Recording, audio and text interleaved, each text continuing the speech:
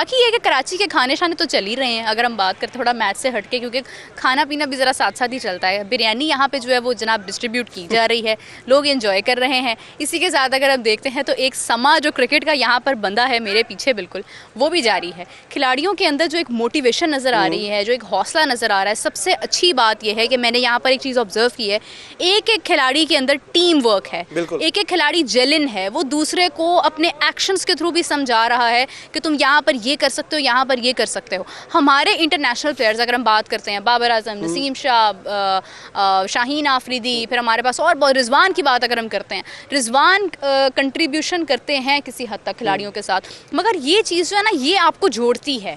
और हम यही चीज़ देखना चाहते हैं अपने उन प्लेयर्स के अंदर जो एग्जैक्टली हमारा नाम दुनिया भर में रोशन कर सकते हैं। What do you say about that? Meera, आप देखें, क्रिकेट इज बियॉन्ड बॉर्डर्स, ठीक है। जिस तरह कहते हैं ना, आर्ट हैज नो बाउंड्रीज, तो मेरा मानना है cricket has no boundaries, specially in subcontinent. जैसे पाकिस्तान इंडिया का एक एटमॉस्फेयर है, यहाँ के लोग क्रिकेट को एक फेस्टिवल समझते हैं। और यहाँ पे जो माहौल मैं देख रहा हूँ ये फेस्टिवल का बदलता जा रहा है। आप देख रही हैं जैसे फैमिलीज आ रही हैं, डगआउट में भी आप देखें एक रश है और एक लोगों का ना एक कनेक्टिविटी बढ़ रही है। तो मुझे ऐसा लगता है कि कराची के अंदर माशाल्लाह 2 से 2.5 करोड़ की पॉपुलेशन का सिटी है, तो मुझे ऐसे लगता है कि आने वाले दिनों में ये स्टैंड्स हमें सारे फिल नजर आएंगे। बिल्कुल ऐसे ही है। और इसी के साथ अगर हम देखते हैं तो आज क्योंकि इंडिया न्यूजीलैंड का तीसरा टेस्ट मैच जारी था और आज के दिन का उसका अख्ताम भी हो चुका है और न्यूजीलैंड को इंडिया ने ऑल आउट किया, आज ही के दिन में बैटिंग शुरू कर दी है।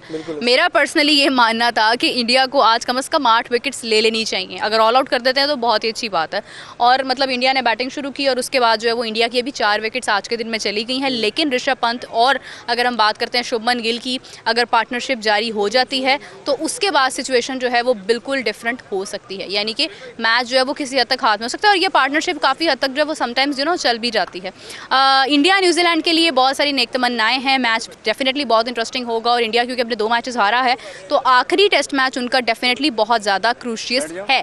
और इसी के साथ वापस आते हैं KPL के ऊपर, कराची प्रीमियर लीग हमारी जारी है और यहाँ पर डिफरेंट खिलाड़ी हैं और जैसा कि मैं आपके साथ इजहार कर रही थी कि यहाँ पर सीनियर खिलाड़ी भी मौजूद हैं। तो सुहेल साहब मेरे साथ मौजूद हैं, इनसे जानते हैं क्योंकि हमारे सीनियर प्लेयर है। और जब मैंने इनकी बैक देखी मैंने कहा ये बैक से मतलब बहुत ही कोई फिटनेस वाला प्लेयर लग रहा है। शक्ल सामने से देखा मैंने कहा अरे ये तो हमारे इंटरनेशनल प्लेयर है।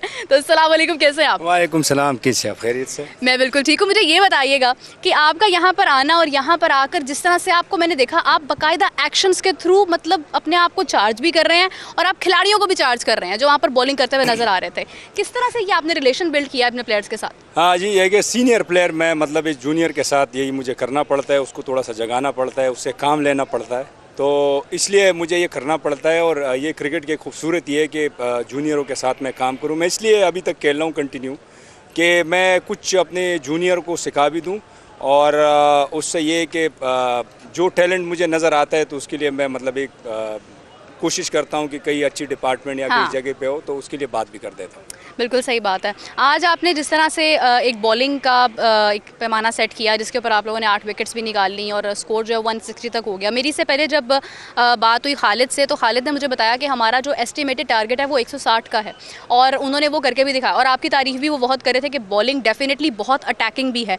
अब बारी बैटिंग की है, तो बैटिंग के अंदर आपको क्या पोटेंशियल नज़र आ रही है? आपको क्या लगता है कि आज आपको कौन से अपने कोई चंद प्लेयर्स होते हैं जिनके ऊपर आपको ज़रा ज़्यादा एतमाद होता है? मिडिल ऑर्डर की बात करें, क्या लग रहा है कि ये स्कोर जो है ये आप लोग चेस कर लेंगे बासानी? टीम असल में मैं पहली बार इस मलिर डॉल्फिन से खेल रहा हूँ और इसमें यंग लड़के नए लड़के हैं, तो ये कि इस मैच में मुझे तो पूरा अंदाज़ा हो जाएगा कि कैसे लड़के और कितने अच्छे हैं। तो उम्मीद तो करता हूँ कि क्योंकि टारगेट इतना बड़ा नहीं है, ग्राउंड थोड़ा स्लो है, मगर ये कि मैंने उसको समझाया कि कोशिश करे कि डबल सिंगल पे ज़्यादा फोकस करे। बिल्कुल सही बात है क्योंकि बाउंड्रीज भी लग रही हैं, ग्राउंड बहुत ज़्यादा बड़ा नहीं है। और अगर हम फील्ड प्लेसमेंट की बात करते हैं तो आई एक्चुअली अप्रिशिएट के फील्ड प्लेसमेंट देखकर मुझे बहुत अच्छा लगा। जहाँ पर भी ज़रूरत थी जिस फील्डर की वहाँ पर उसको लगाया हुआ था, काफ़ी हद तक बाउंड्रीज कंट्रोल भी की गई हैं। यही एक्सपेक्टेशन दूसरी टीम्स की जानिब से है। आपको लग रहा है कि उनकी भी फील्डिंग जो है वो डेफिनेटली हार्ड हो सकती है और उसके लिए क्या स्ट्रैटेजी इस्तेमाल हो सकती है? हाँ जी बिल्कुल, ऐसे टीम सारे बैलेंस है एक जैसे है क्योंकि यंग लड़के इसमें ज़्यादातर है और मतलब 1-2 सीनियर होता है। वो वजह इसलिए कि उसको कुछ थोड़ा सा क्रिकेट सिखाया जाए। और ये जो कराची प्रीमियर लीग हो रहा है ये बहुत अच्छा एक लीग है और माशाल्लाह से लाइव आ रहा है। 2 चैनल उसको दिखा रहा है, ज़बरदस्त फॉर्मेट है ये। तो इससे काफ़ी ऐसे मैं भी जब अपने टाइम पे Asghar Ali Shah cricket stadium ground में मैं खेलता था तो उधर से मैं ऐसे ही इन रमज़ान क्रिकेट में और इन लीगों से मैं नज़र में आया और पाकिस्तानी टीम खेल बिल्कुल सही बात है। तो उम्मीद करता हूँ कि इंशाल्लाह इसमें हम हर 12 में एक न एक 2 प्लेयर मिल ही जाते हैं, जो जैसे नाफे था एक लड़का आया हुआ था, तो वो इन्हीं सीसी क्रिकेटों से आता है और ये कराची में लीग होते रहते हैं, मल्टीनेशनल मैचेस होता है, वो भी यूट्यूब पे आता है, ये भी ऐसे लाइव आ रहा है, तो ज़बरदस्त काम हो रहा है, मज़ा आ रहा है। अच्छा ये बताइएगा कि रिजवान साहब जो है वो हमारे वाइट बॉल के कप्तान भी बन चुके हैं, रिजवान साहब से कितनी उम्मीदें वाबस्ता कर चुके हैं आप, और क्या लगता है किस तरह की कप्तानी जो है वो हम आने वाले वक्त में देख सकते हैं? देखिए रिजवान अभी माशाल्लाह से काफ़ी क्रिकेट खेल चुका है, और दूसरी बात है कि मुल्तान सुल्तान से कंटिन्यू वो कप्तानी कर रहा है, एक्सपीरियंस है, अभी सीनियर है सबसे टीम में, वो मतलब कि सीनियर लड़का है, तो उम्मीद तो उससे बहुत है, और उम्मीद करता भी हूँ कि इंशाल्लाह टीम जो है ना वो संभालेगा। वो लड़के में काफ़ी वो खुद फिट भी है, फिट तो नहीं है, उनको तो एक थोड़ा बहुत भागते हैं तो फिर कहते हैं मुझे क्रैम्प्स पड़ गए हैं। वो उसकी नेचुरल एक बीमारी है, वो हर किसी को होता है, मगर ये कि वो अगर उसको क्रैम्प पड़ता भी है तो वो ग्राउंड छोड़ता नहीं है, ठीक है, ये बात आपने अच्छी की। ग्राउंड वो छोड़ता नहीं है, वो अगली बॉल पे वैसे ही खड़ा होता है, और इतना जितना वो क्विक और जितना वो फिट है, मेरे ख्याल से पाकिस्तानी टीम में जो एक फिटनेस होती है, जो आप रनिंग करते रहते हो, एक फिटनेस है जो ग्राउंड में होता है, तो ग्राउंड में वो काफ़ी वो उसको मतलब है कि एडवांटेज हासिल है। बिल्कुल सही बात है, बहुत शुक्रिया, थैंक यू सो मच, जज़ाकल्लाह। और इसी के साथ अगर हम देखते हैं तो यहाँ पर जैसा कि पहले मैंने जिक्र किया कि टैलेंट से भरपूर शहर कराची के अंदर Kings Karachi Premier League powered by Winterland जारी है, और इसकी पहली इनिंग्स अभी तक हो चुकी हैं, 160 रन्स का टारगेट है।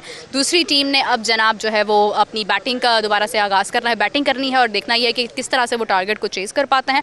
हमजा ने भी दोबारा ज्वाइन किया है, और आप लोग सोच रहे होंगे कि हमजा का आना जाना जो है वो लगा हुआ है, लेकिन इसी के साथ रौनक बरकरार रहती है। तो हमजा ये आपका जो आना जाना है, ये आने जाने के अंदर आप लोगों को फर्क महसूस किया? कोई खिलाड़ियों के अंदर कोई प्रैक्टिस नजर आ रही हो, कोई जोश और जुनून नजर आ रहा हो, कोई पुशअप्स करता हुआ नजर आ रहा हो? मुझे ऐसे लगता है कि अभी मैं जिस तरह वहाँ गया था तो उधर कुछ लोग प्लानिंग हो रही है, जिस तरह डिस्कस कर रहे हैं कि बी इन द गेम और पूरी जान लगानी है और फुल जिसा कहते हैं फोकस के साथ जाना है। लेकिन एक चीज़ डिफरेंट मुझे ऐसे लग रही है कि जब ये शाम का टाइम आ गया ना तो प्लानिंग में थोड़ा सा फ़र्क होगा। मुझे ऐसे लगता है कि वो पहले जो 6 ओवर है ना पावर प्ले के अंदर, वो गेम को मैक्सिमम ले जाने की कोशिश करेंगे। अच्छा, वैसे ऐसा कुछ नहीं कहा है, सुहेल साहब ने कहा है नहीं, कि भाई आप देख लीजिएगा उसकी वजह अगर थोड़ा डिले करेंगे, क्योंकि बाद में ये जो मौसम भी हवा का रुख है, हवा का रुख है। देखिए इन चीज़ों के ऊपर तो हम कुछ नहीं कह सकते, it all depends on luck plus effort. बिल्कुल सही बात है।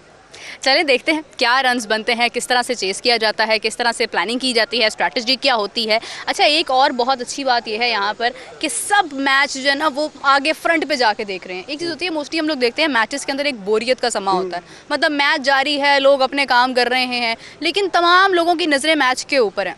एक और बात यह है कि अगर हम देखते हैं जिस अटेंशन के साथ दूसरी टीम जिन्होंने आज ही के दिन में मैच खेलना है, तकरीबन 8 बजे उनका मैच जो है वो शुरू हो जाएगा, वो जिस अटेंशन के साथ मैच देखते हुए नज़र आ रहे थे, उससे भी नज़र आ रहा था कि वो भी सीख रहे हैं। आज पहला दिन है, तो आज तो सबके लिए एक तरह से एक लर्निंग वाला दिन है कहीं ना कहीं।